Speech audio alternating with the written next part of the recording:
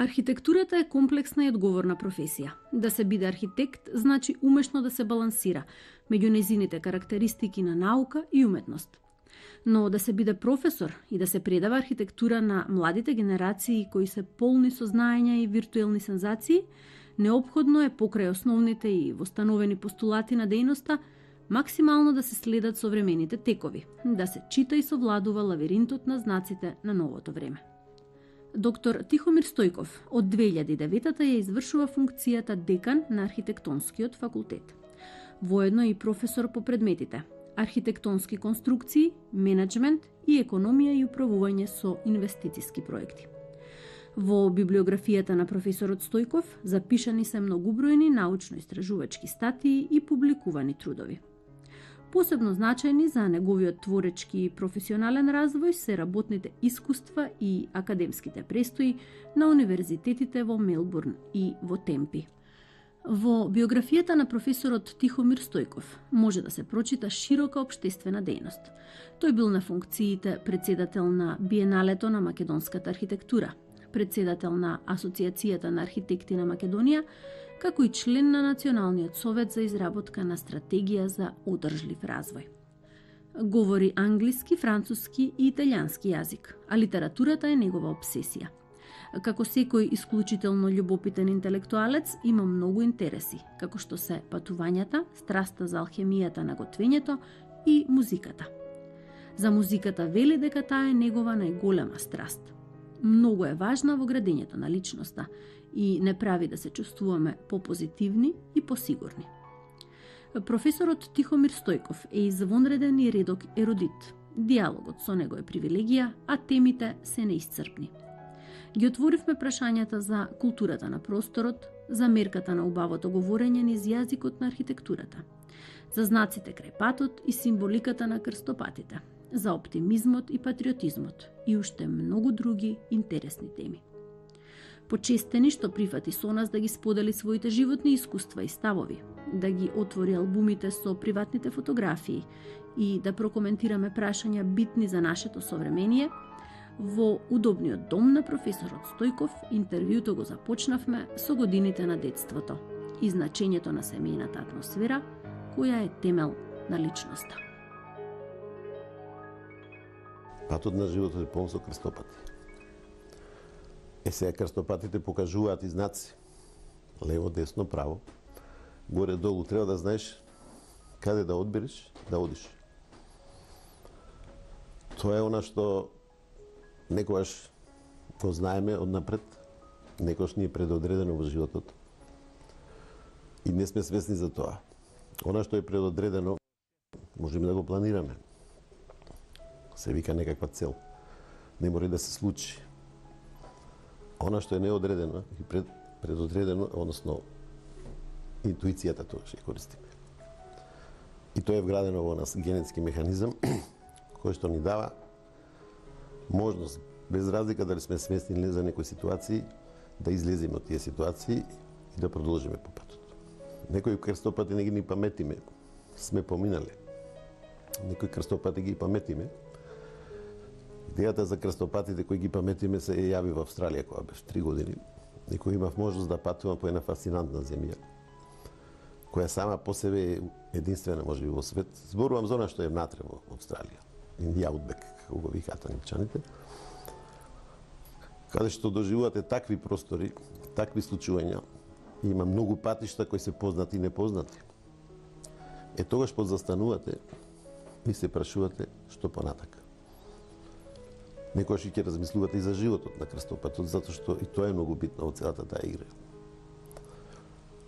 Но, викам, тој инстинкт, кој што е практички веројатно и резултат на некој искуство некој во животот, ќе ви кажи каде да одите. Не значи дека ќе стигнете на тоа место кое сте мислеле, ама некојаш и тоа е интересно. Две работи во животот не можеме да предвидиме. Каде ќе се родиме и кои ќе ни се родители. Од тука некаде излегува идејата за значењето на детството. Јас имав извонредно детство, морам да кажам, и сум сега пресреќен кога се враќам назад во детството. Навистина сум пресреќен. И времињата беа такви. Јас бев дете во 50-тите години, да кажем. Кој беше многу интересно време, навидно мирно време, сиромашко време. И да имаш еден интересен оптимизам кај луѓето. Јас и не паметам луѓе со негативна енергија, да кажем и тогаш. Зашто луѓето беа упатени едни на други, мора. Таков беше начинот на живење. Така да, како дете сум изнаигран, сум растен по комши, по мала. Така запознавате луѓе, запознавате навики, обичаи и учите основното, како да комуницирате со луѓето. Јас сум роден во Битола и семејството ми од Битола. Дед ми бил трговец. Има баба која паметам и сестра на таа баба која се сакам да ја спомнам, од која и најмногу научивме, зашто беше поприлично образувана жена. Била учителка, завршила во Пловдив учителска школа на времето и била многу прогресивна. Фанија Сивриева, сестра на баба ми, која цело време се трудеше нас нешто да не научи. На вие, како ги викате, фините работи во животот. А во тоа време фините работи во животот баш и не беа многу битни. Ние бегавме да учиме јазик, например. Бегавме да учиме фини манери на јадење. Затоа што она што беше надвор беше нешто друго, кое веројатно е резултат на тој систем тогаш. Значи, тоа граѓанското на некој начин беше малку потиснато. Јас се сеќавам во музичко школа, виолина свирев, и ја крија виолината под капут, за да не ме гледаат дека одам во музичко школа, иначе ќе ти се подсмеваат. Или ако ти си многу фин во школа, се извинувам, добар ден, или простете, види го овој ќе речем. Но не е битно, мислам, сепак беше едно прекрасно време и е многу важен дел од мојот живот. Нас не учеа премногу со нешто на сила. Нас не учеа да почитуваме прво, нешто што е семејство, поредок во семејство, луѓето во семејството и луѓето надвор од семејството. Значи, тоа чувство за почит остана и до денес. Веројатно, тоа се вградува, тоа е генетски веќе вградено. Така да тоа е многу битно што се учи од семејството. Не беше важно дали семејството е побогато, да кажеме, или посиромашно. Сите луѓе се обидуваа во рамките на семејството, значи да го негуваат тој аспект на почит, кој веројатно е нешто е традиција скоро кај сите народи. Кај нас е таа една особена традиција, која за жал полека се губи, ако не ќе се изгубила во денешното време. Патиштата на животот ги водат следбениците кон дестинации што се можеби судбински предодредени, или пак неретко замислувани и посакувани како притаени желби. С ништа втиснати во таинствените пори на подсвеста. Сеедно, но веројатно сепак ќе треба да се прифатат подеднакво, како неминовност и како чувство, што не приврзува кон гравитацијата на механизмот на траењето, перпетум спиравита, што навидум се извива само нанапред кон бескрајот, кон недофатливата точка врз која што сепак само како да се потпира. Совршена илузија или навистина. Тешко е да се срочи веродостојната представа за она што постојано се обидуваме да го разбереме како траење. Сетилни слики или метафори, маглобито сложени во времето и просторот, во поредокот на цивилизацијските договори.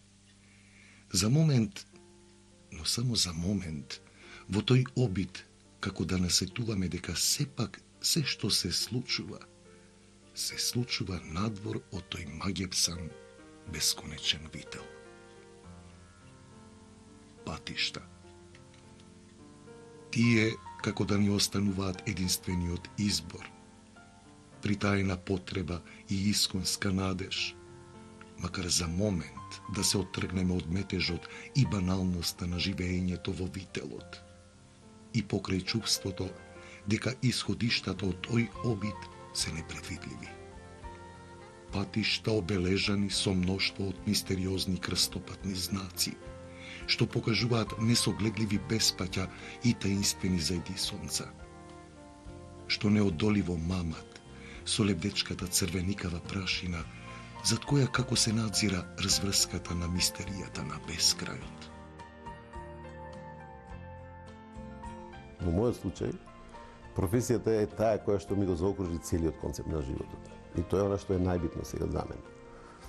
Значи, не е тоа само архитектурата, ами тој широк простор во кој што вие влегувате како професија која отвара многу аспекти, многу знаења, многу интереси.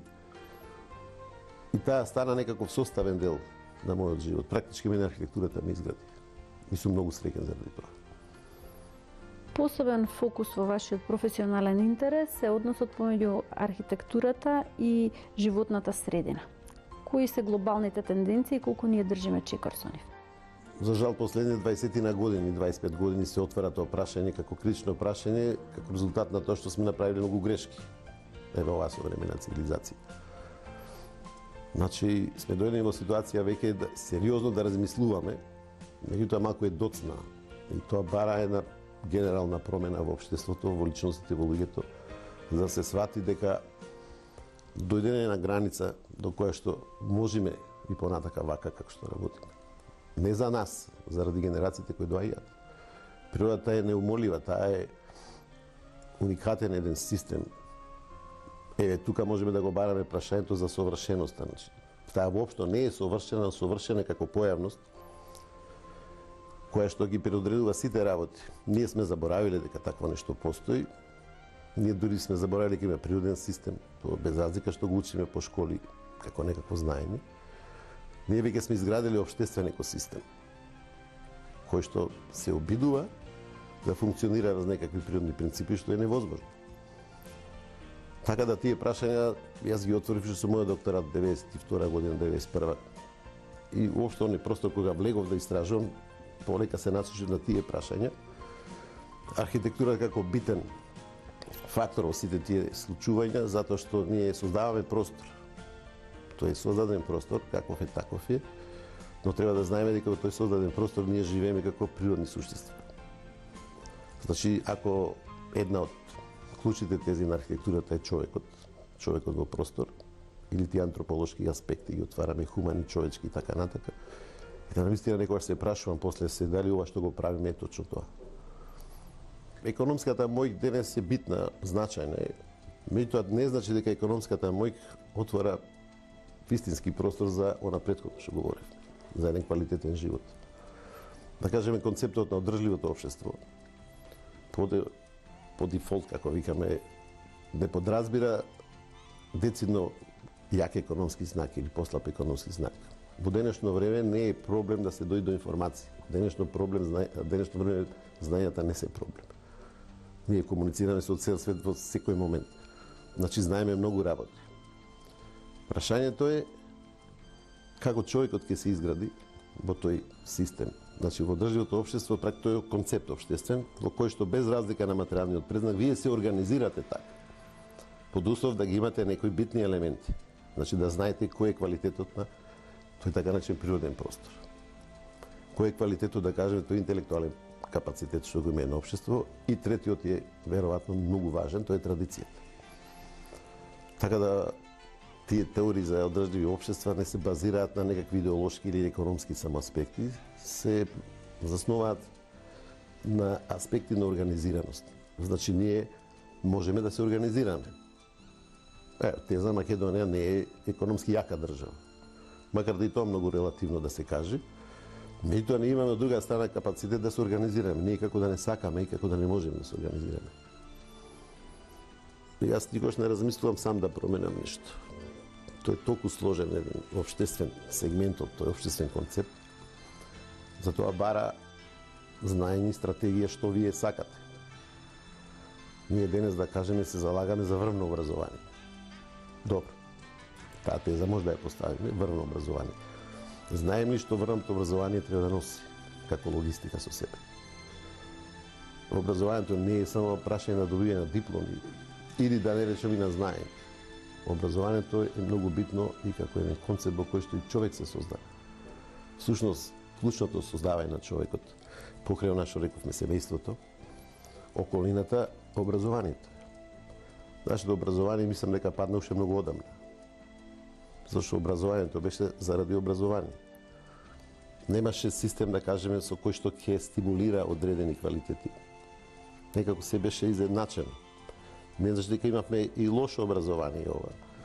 Но не може да го генерализираме. Образованието е во принцип, ако го гледате од тие рамки на врвен квалитет, светски некакви споредувања и така натака.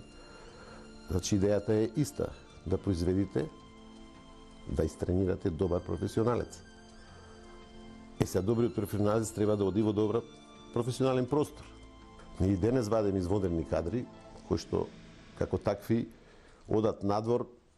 Ајде да кажеме, економскиот аспект е важен, меѓутоа во главно тоа е заради добри услови на работа и развој. Тоа сум го осетил јас самиот во тие мои патувања, 3 години бев во Австралија, скоро 2 години во Америка сум поминал. Значи, битно е, ако вие имате одреден потенцијал, ви се дава шанса.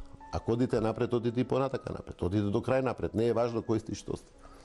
Значи, таа развојност во професијата не е само во образованието, ами во понатака во работата.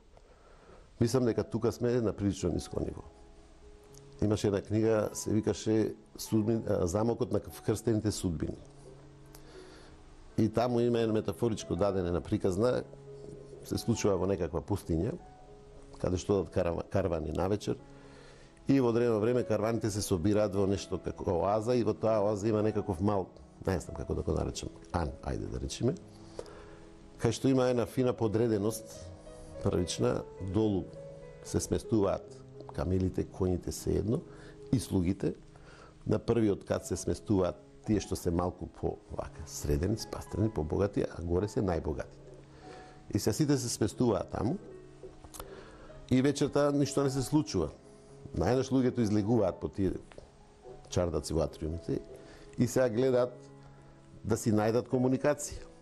Прво почнуваат слугите, седнуваат, скрстуваат нозе во тој прашник двор и си почнува некој разговор. Овие одгоре ги гледаат и тие сакаат да разговараат. И тие слегуваат долу и на крај и овие од најгоре. Калифи, кои се сите тие слегуваат долу и сите учествуваат во некој интересен разговор. И тоа е всушност една идеја за градот. Градот е некако и така конципиран, тој секојаш историски бил така, во слоеви. Но во моментот на комуникацијата, луѓето се наоѓаат без разлика на статусот што го имаат. И тоа е моето искуство во животот. Јас можам со секакви луѓе да разговарам и од секакви луѓе да научам нешто. И од најнеобразовани луѓе сум научил многу работи. И од многу образовани луѓе сум научил многу работи, а и некои работи кои што не морам да ги прифатам. Ете, тоа е таа. И тогаш ја кажа таа, мислам и другото во текстот, дека душата на градот е поголема од душата на сите негови жители. Аното станува, овие ќе си одат, ќе дојдат други. Тоа е метафората на приказната. Каква е душата на Скопје? Па се тоа е прашање што ние многу често го поставуваме. И има тука некои чудни контроверзи. Видете, и овој град денес е тој. Ова е денешно Скопје. Ние тврдиме дека нема душа, некој тврди дека има душа. Ако го сакате градот, и ако сте дел од градот, како жител во градот, сигурно дека градот е добар. Значи, градот не е се објектите, не се, како ги викаме, зградите или не знам, луѓето се. Мислам дека сме имале премногу енергија, второ, постојано се навратува некој старо Скопје, и јас го паметам. Еве, некои луѓе се повикуваат на старо Скопје, не го ни виделе. Скопје му се случи 63-та што му се случи, и некој одлучи Скопје да е друг град. Ние можевме, например, со некаква одлука политичка беше, тогаш да го вратиме истото Скопје. И тоа ќе беше веројатно некој друго Скопје кој пак за 40 или 50 години ќе се развиваше, затоа што времето во кое што живееме си бара свој некакви работи кои што треба да ги разрешите. Ние живееме во 21 век, сега 2011 година. Значи ние не можеме да се повикаме, но тие се сеќавања кои се добри за да ги задржиме како некаква вредност и традиција.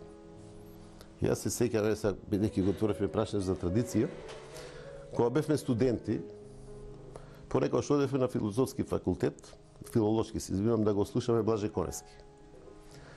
Затоа што тоа беше човек кој што многу едноставно говореше и на некој начин, можеби и најдобро македонскиот јазик, покрај луѓето кои професионално се разбира, се бавеа со прашањето на јазикот. И во една прилика се отвори прашање за традиција. И тој се замисли малку и рече, сега паметам, парафразирам, се разбира, тоа беше многу одамна, дека традицијата е се она што е вредно или вредност, кој сме го сочувале и однегувале. И денеска се уште го почитуваме, ете тоа е традиција. Не значи дека се што гледаме ова е традиција. Имате и нови традиции кои сте сега се базираат на некакви стари традиции, а немаат врска со тие традиции. Културолошки е проблемот. Мислам, развојот на општеството е успешен, помалку успешен или успешен во зависност колку веќе ги изградите тие културолошки системи, кои што се најголемата вредност цивилизацијска. Историски гледано, сите цивилизации ние ги вреднуваме, без разлика на многу настани, многу фрагменти во тие сложувалки, сепак ги вреднуваме некакви културолошки аспекти, како вредности кои до ден денес се вредности, репери, на нив се повикуваме. Не постои апсолутна вредност, не постои ништо апсолутно. Јас сум посетил многу места. Сега тешко можам да одвојам, може би Петра е во Јордан, кај што јас прв пат бев фрапиран и затекнат, причем. Но тоа не е само она што вие треба да го видите. Кога се оди во такви простори, нешто треба да се прочита, научи и да се прашаат луѓето наоколу. Многу приказни за Петра ги чув од тие наобични бедуини таму, кои што се трудат да говорат англиски јазик и сакаат да говорат. И они ќе ви раскажат, може би се тие вистина, може не се приказни, но се врзани за печатокот што го имате. Може да спомнам и Герас или Джераша, тоа е град во Јордан, исто така, кој што е римски град. Почнат уште во хеленско време се разбира, каде што имате неверојатна инфраструктура градска, со два големи амфитеатри, со Кардо Максимус, Кардо Декуманус и структура на населба, која за тоа време, ако ја гледаме, тоа е врвно нешто. Сега не навлегуваме животот каков бил. Има и други места, ја бев в Турција скоро 18 дена лето, и тоа се така планирани, програмирани, како ги викаме, екскурзии под наводници. Затоа што секогаш бев заинтересиран да ги видам некои простори. Јас сега од Турција почесто одам затоа што син ми е таму, Димитар. И на првото одење можеби ништо не гледате. Турција не е она што го знаеме како Истанбул, она што одиме по летовања. Сум бил во Ефес, сум бил Пергамон, Троја, но овој дел што е источна Анадолија, почнувајќи од Кападокија, како една територија која што е колку половина Македонија, во која е практички еден простор во кој е создадено рано христијанството, а пред тоа имало и други цивилизации, па до да кажеме Хетитското кралство, за кое што е случајно синоќа гледав на телевизија, што е многу убава емисија на овие Discovery програми. И јас научив нешто. Да кажеме, тоа биле две големи царства, да ги наречем. Египетското царство и Хетитското царство, кои воделе војни, две големи царства. На крајот, од исход на тие војни, склучен е прв пат во историјата мировен договор. И тој е запишан на една, мислечен, брондена плоча, кој ден се чува во Обединетите нации. Значи има многу интересни работи. Тој главниот град, Хатуша, тој е огромен град, огромен археолошки локалитет кој што е дотеран до ниво, значи да може да се види, да се согледа, да се информираш на разно ниво. Од аматерско, да кажеме, чисто туристичко до професионално. И вие кога ги проучувате тие простори, учите и за денешното време. Тоа е тоа што е многу важно. Во животот на еден архитект патувањата се многу важни. Многу битни, многу значајни, затоа што само тогаш ќе ги заартикулирате вистинските вредности кои што вие денеска се разбира и сосем друг контекст, и културолошки, и општествен, би требало да ги, ако не друго, баре да ги почитувате. Меѓутоа, Македонија треба да направи напор, да го отвори тој простор, сега се работи на тоа поприлично. Дури се заговара еден, така наречен, културен туризам. Тоа почна некаде 2001 година, имаше една многу интересна конференција во Трст, со идеја да и обичните луѓе, кои што си имаат своји професии, имаат и некаква Б професија, да наречам, или хоби, точно да ја праша. Има луѓе од Европа кои стрикно се занимаваат, да кажеме, со Византија, со сакралните објекти од византијски период. И ние имаме такво наследство кој е исклучително вредно. Тоа не се големи маркантни објекти, но со оглед на и на архитектурата, и на осликувањето поготово, да има исклучителни вредности кои треба да се достапни за тој така наречен културен туризам. Од кога во 19 век некаде настана таа историска критична поделба, до тогаш архитектурата беше една. Сите архитекти беа градители. Има многу такви имиња, можем да ги спомнеме. Филипо Брунелески, кој направи Санта Марија дел Фиоре во Фиренца, тој беше и архитект и градител. Немаше такви фази како што има сега. Во 19 век со индустријска револуција настана тој критично поместување кое всушност ја предодреди судбината на овој нов свет или нова цивилизација како ја викаме, која што се базираше на хиперпродукција, на индустрија, на специализација, специализирање. Вие специализирате за шрап да правите. Појма немате тој шрап за што се употреби. Битно е во знаењето, во образованието да се има генерална представа за значењето на светот и да се познава. Секоја професија треба генерално да го познава природниот систем. И она што е природна даденост и закономерност. И врз основа на тоа да се градат потреби.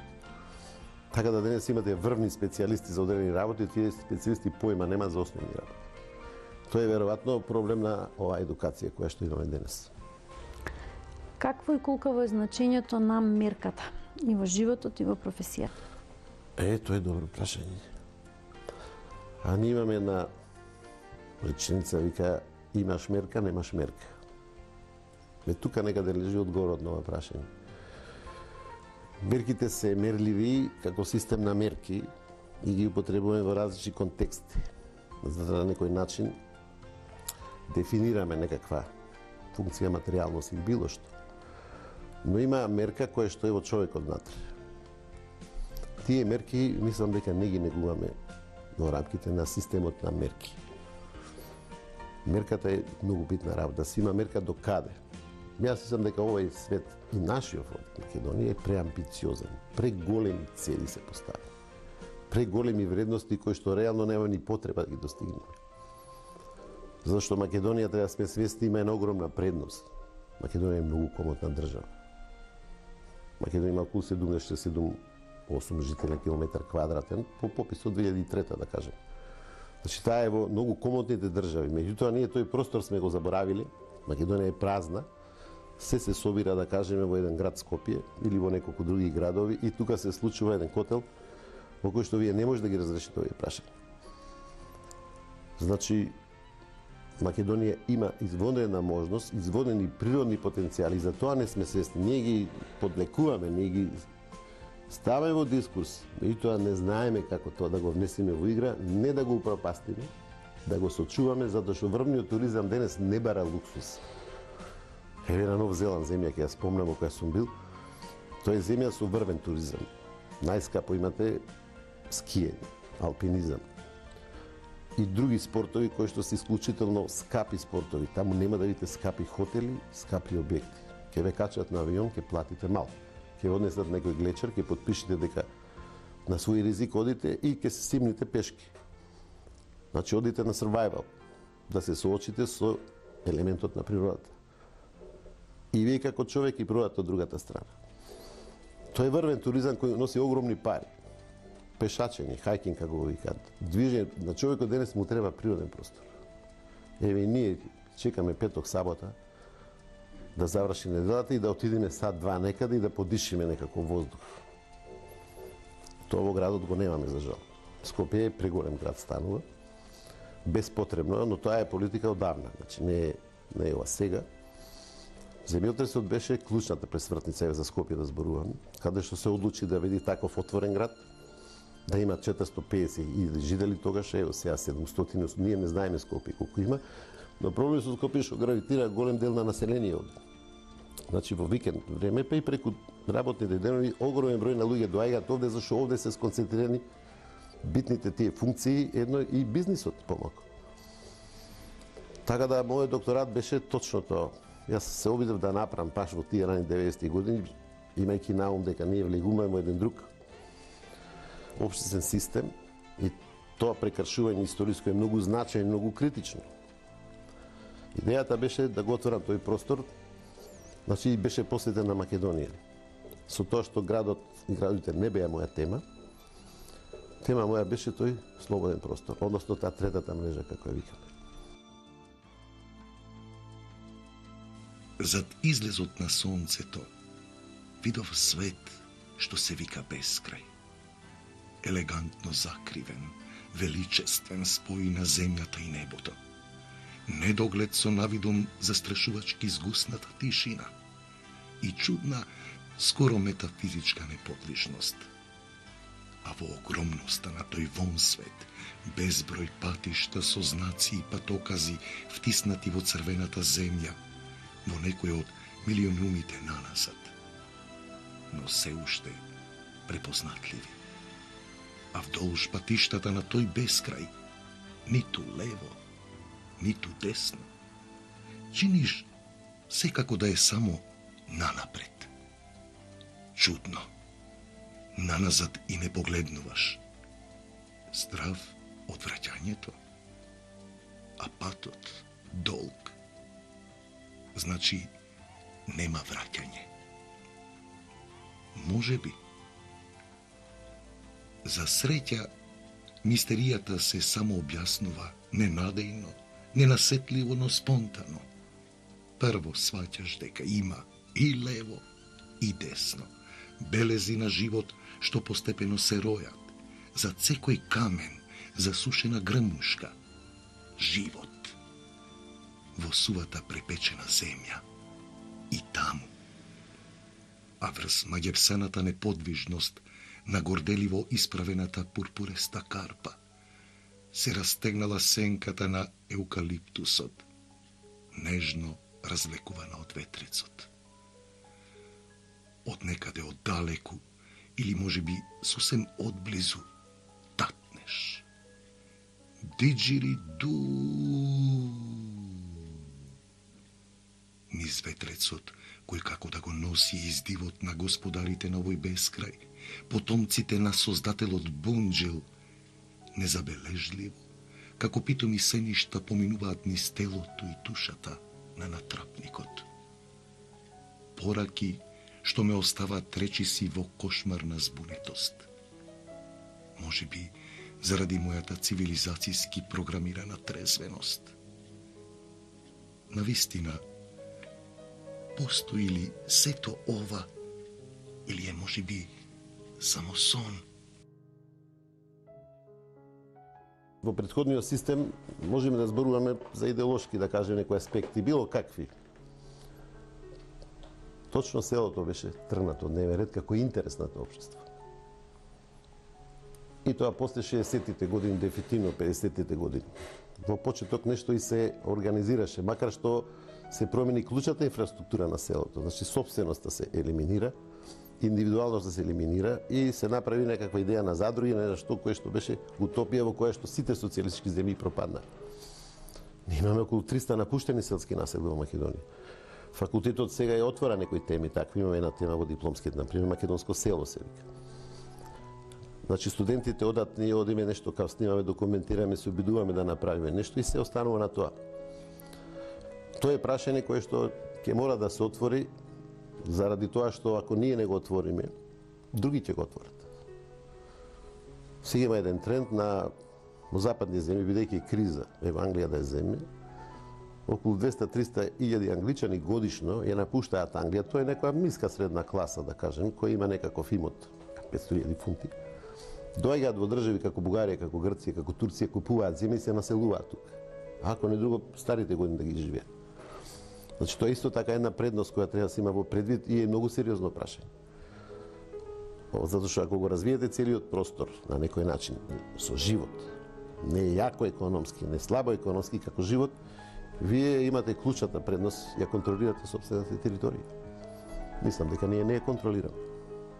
Се што правиме треба да биде податливо за моментот за кој се прави, со една додавка сега дека тоа што денес го правиме треба да сметаме дека утре треба да го снема. Имаме 7 милиарди повеќе жители, имаме пренаселеност, значи имаме архитектонизација на простор, така да следните генерации што ќе прават? Сум бил во многу градови, има многу убави градови, многу интересни градови.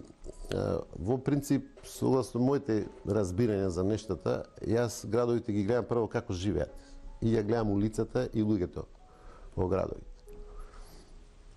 Така да можам да кажам дека Њујорк е многу убав град за мене. Без разлика што има високи згради, што е тоа може би некаков модел кој што се заговара и секаде со тие идеи на сити, но таму е создаден амбиент на човекот на улица.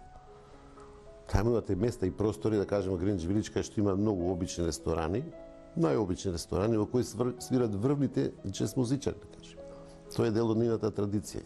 Има извонредни настани, музеи, но движењето низ градот е интересно. Има градови кои се совршени, ево Брисел да го земам, изгледаат како макет, или Камбера во Австралија да ја земам.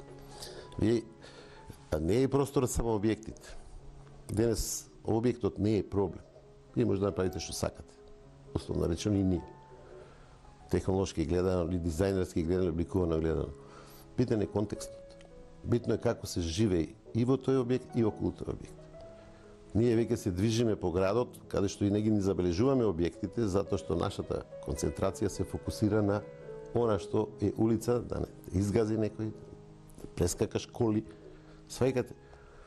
Ние можеби што сакаме да направиме. Градот треба да е препознатлив сам по себе и тој е на улица. Градот е надвор. Она што е движење и живот. Ево, јас викам плоштадот без разлика како ги гледаме сега овие настани, плоштадот некако заживе. Јас прв пат одев летос када го видам, чекав да се заврши и видов таму дека многу народ се собира од деца. Видов на пример еден парк кој што на таа фонтана се љубеш, сред белден. Видов деца кои се брчка игра, видов старци кои се шетаат, значи луѓето се врати. Тоа е плоштадот. Плоштадот не е утопија. Мелбурн е поубавите градови. Во тоа време јас кога бев 3 години бев, значи сум многу среќен што бев во Мелбурн.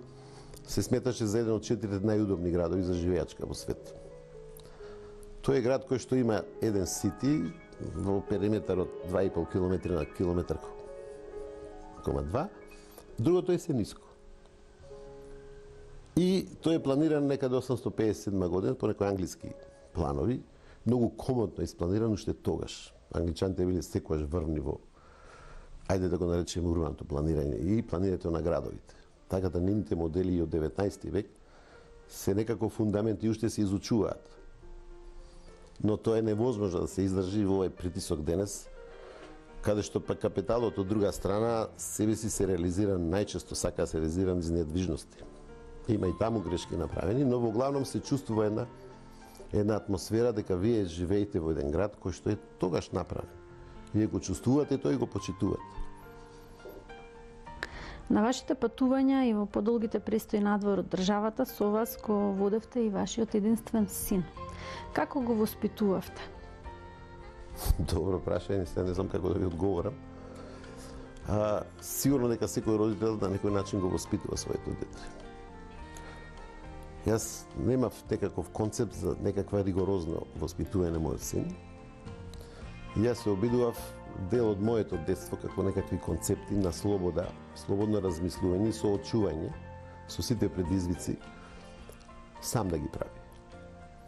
Со тоа што се разбира дека детството е детство, ама младоста е нешто друго. Во младоста личноста веќе доживува некои трансформации и се јавуваат некои пориви кои што се, да кажеме, револт, бунт, поготово тие рани 90-ти години кога се вратиме од Австралија, Македонија беше поприлично променета. И се најнас се појавија некои групи овде, панкери, не знам какви, па и скинхедци, некои такви типови, почува, значи, вие живеете младоста исто така дружење. И влегувате во тој простор. Сеедно, јас му викав да научи нешто од тоа. Значи, да го игнорира, тој е тоа, мора таму да се движи, јас го затворам од. Меѓутоа имаше некои случувања кои што мене ме загрижува. Јас тогаш видов прв пат, сум патувал по многу земји во свет, не е една виделина, да кажеме, толку тоа што ние го викаме и дрога и не знам што. То постои, се разбира, постои, но се некаде класифицирано. Овде станува тоа како имидж, како тренд, многу е важно да сте во некаква таква шема.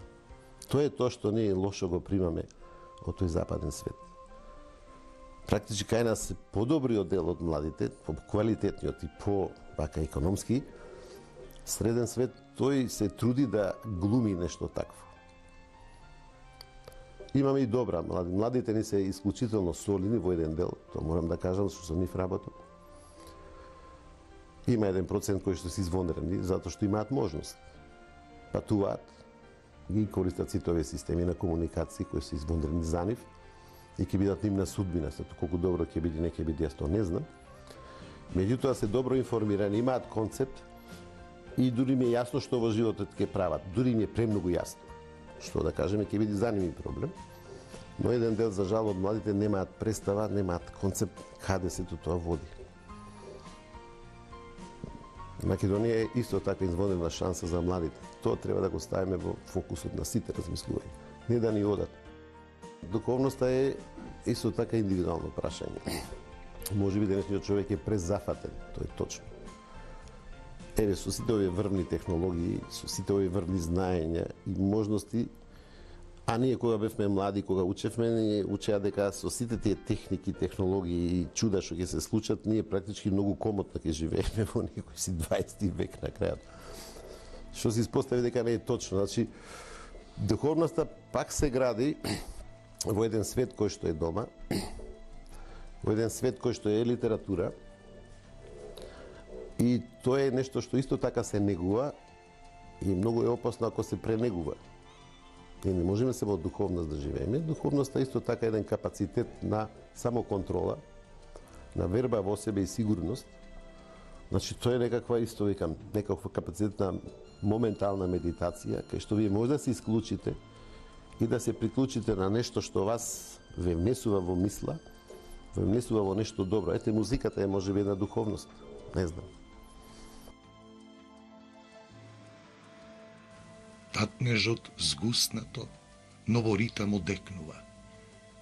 Диджириду по недофатливите ѕидови на градбата, во која помеѓу небото и земјата се распослала безпрекорно избалансираната игра на природата и животот. Таму, во пазувите на фасцинантниот Улуру, во срцето на бескрајот, грубата рака со немир, но со зачудувачка моќ на убавината ги запишала врз каменот фрагментите на сонот. Совршен ред на знаци и метафори за вонвременското и вонпросторното траење. Dreamtime. Тоа се патиштата на Down Under, земја видена и невидена, како кој се определил на крстопатите. Траење што уште само таму како да постои. Иако исчезнувањето е педантно предвидено од безмилосно програмираната, сурова трезвеност на новодојденците. Или тоа е можеби само чин на исконското право на избор, знак на недопирливото право на достоинство на луѓето од мраморливата приказна. Таму, во величествените беспаќа на Down Under, под застанат на крстопатот што покажуваше само нанапред, кон недофатливиот спој на небото и земјата. За момент се почувствував затекнат од она што не го очекував и што несвесно, но со наплив на воодушевување почнав да го насетувам. Сепак се одлучив да го следам патоказот на инстинктот, зашто се друго веројатно остана таму некаде, далеку во светот од каде што дојдов. Мојата визија за Македонија е како и на сите македонци. Значи, ова е моја земја, јас немам друга земја. Сум имал можност да живеам, сите се чудеа кога се вратив од Австралија, зашто се вратив. Јас се вратив од две причини. Се вратив прво зашто морав да се вратам, зашто требаше докторатот да си го завршам и ми беше понудено таму, јас сакав овде. Сега тоа ќе изгледа малце патриотизам. Не, јас сакав од нашиот универзитет да го бранам. Тоа е второ, прво. А второ е што Македонија влезе во еден простор во кој што јас многу верував дека конечно еве ќе имаме шанса со тоа историско прекрашување да направиме една држава и ние како интелектуалци да бидеме дел од тоа. Колку бевме премногу оптимисти, јас не знам, меѓутоа тие случувања се неминовни, да кажеме, транзиции се многу критични периоди. Ние не можеме да ги идеализираме. Но мислам дека малку направивме за само себе да се спознаеме и кој сме и што сме.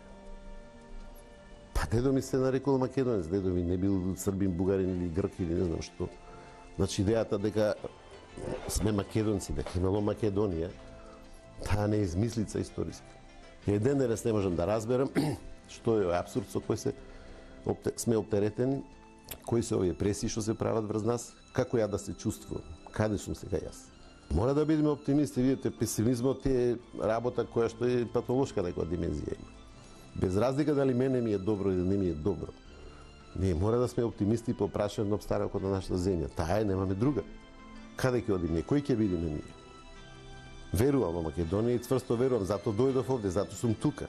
И јас да ви кажам овде и најдобро се чувствувам. Без разлика што некојаш и критикувам, и ќе кажам нешто, и сум и професор. Меѓутоа, ова е мојата земја, јас ја сакам, како можам да речем сега. Чим е тоа така, јас верувам во Македонија. Многу верувам.